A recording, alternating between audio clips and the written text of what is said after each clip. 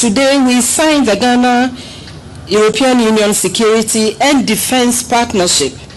So this decision or this deal that has been made does not affect the control of Ghana, does not affect the functionality of Ghana.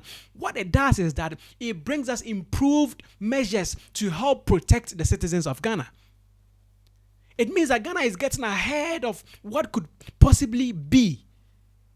But then people are online trying to sway the conversation from what it is to one that is the fact that Ghana or the leadership of Ghana are putting themselves into the hands of the colonizers again.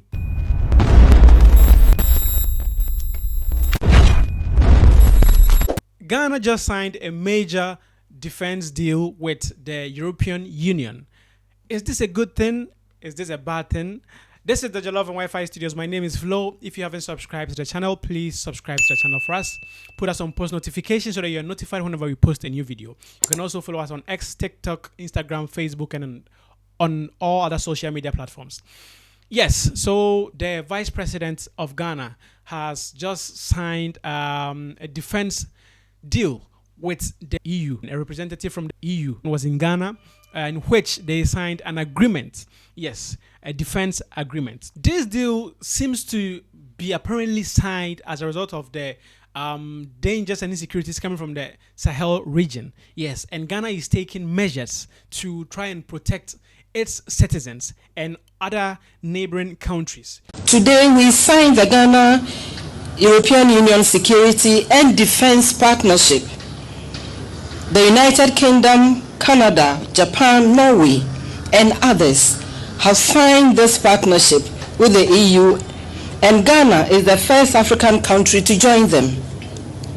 This demonstrates the strengthening collaboration between Ghana and the European Union in tackling evolving security challenges, especially in our sub-region and across the Sahel. Distinguished ladies and gentlemen, complex security threats and risks continue to emerge and evolve across West Africa. The recent tragic incident involving Ghanaian traders who lost their lives in Burkina Faso serves as a stark reminder of the dangers of insecurity. In the face of these challenges, partnerships like the one we celebrate today are essential and show the importance of strong regional cooperation and coordination to protect lives and maintain peace and stability across West Africa. Your Excellency, the government and people of Ghana acknowledge the European Union's support for Ghana under the European Peace Facility and the EU Security and Defense Initiative.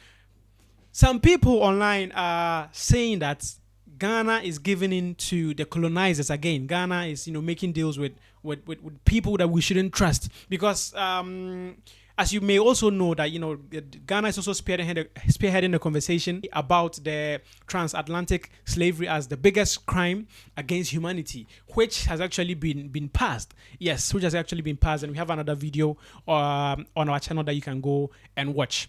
Yes, so people are saying that by signing this deal with Europe, Ghana might be giving away our defense, our information. We might be giving ourselves back into the hands of the enemy. But what people fail to understand is that, and I read, there is no military alliance, okay?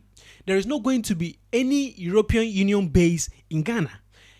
The only thing is that it's a cooperational deal. So there's just going to be cooperation between the EU and Ghana.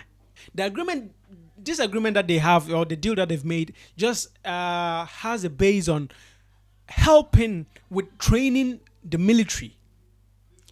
It is based on the fact that EU wants to give us the equipment that they have, and I believe the representative that came to Ghana to help facilitate the deal brought with her some drones, some other equipment that can be useful for the military of Ghana. So some of the benefits of this deal is that there's going to be stronger security against terrorism. There's also going to be better training for the Ghana Armed Forces, as I previously mentioned. And then the EU is going to be funding the Ghanaian military as well. It's not that they're going to be funding every single thing, but they are going to put some funds into it. And they're also going to give us equipment. There's also going to be improved maritime and cyber security. There's going to be more global influence as well for Ghana. Not everyone is convinced, obviously. Makes sense to not trust someone who has already bitten you in the back or someone who has stabbed you in the back. But nowadays, we are at a point in life where every single thing that we sign, we make sure we understand, and then the terms and conditions in it are understandable. We are not going to make decisions that are going to affect the citizens or the well-being of the Ghanaian people. At least that is what I assume. That's what I assume that the leaders of the countries are going to do. So this decision or this deal that has been made does not affect the control of Ghana, does not affect the functionality of Ghana. What it does is that it brings us improved measures to help protect the citizens of Ghana. It means that Ghana is getting ahead of what could possibly be. But then people are online trying to sway the conversation from what it is to one that is the fact that Ghana or the leadership of Ghana are putting themselves into the hands of the colonizers again. They have benefited from us for several years. And when I say they, I mean Europe. They have taken advantage of us, our resources. So if we have a chance to sign deals with them in which they are going to fund us, give us equipment, and help protect us, we are also going to do it. As long as there are no deals and clauses that are going to affect us in the long term. And I assume these things have been considered carefully. So we are taking measures to protect the citizens of Ghana. And that I fully agree with. That I fully agree with. If you are going to be getting funding for the military, if you are going to be able to take people outside for them to go and learn cyber security wise, so information, like anything that is going to help the country, I think it should be allowed. That is my personal opinion.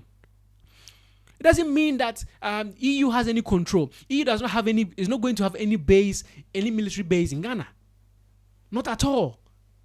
So we are not giving any control to them. It is just an agreement that the EU is offering to Ghana, and Ghana has accepted.